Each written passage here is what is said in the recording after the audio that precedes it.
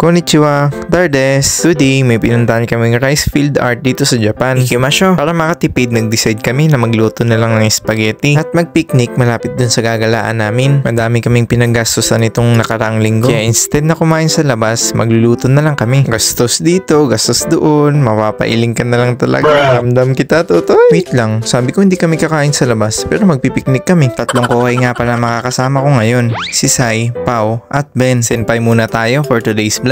Dito sa Japan, may bike ka lang, madami ka nang mapupuntang lugar. Ang malupit pa nun, hindi na kailangan ng lisensya. By the way, kami nga pala yung mga pinakabata sa aming 15 na magkakasama. And bawat isa sa amin may kanya-kanyang trip sa buhay. Mahilig mag-computer, mahilig mag-gitara, mga nagiinom. May mga katulad ko din namang mga good boy. Kahit ano pa yan, respetuhin na lang natin ang trip ng isa't isa. Malapit na nga pala kami at tanaw ko na yung tower. Aakyat kami dyan mamaya para mas makita yung magandang view. Mambay lang muna kami saglit dito sa baba at konting deep throat. Ay, deep talk pala. Kwento ng buhay-buhay at pag-ibig. Nagutom na din kami at nilabas na namin itong pangmalakasan na spaghetti. Kahit simpleng ganito lang, busog at masaya na kami. Pagkatapos namin kumain, aakyat na kami dito sa store. Kahit mga Japanese, nagagala din dito. Si Summer lang nakakapag-design ng ganito sa palayan. Talaga namang napaka-creative ng mga Hapon at ang tiyaga pa nila. Ang model na yan ay si Shohei Ohtani. Ang pinakasikat ngayon na Japanese baseball player. Naglalaro siya sa LA Dodgers. Taga rito siya at siya ang pride ng lugar na to. Diyan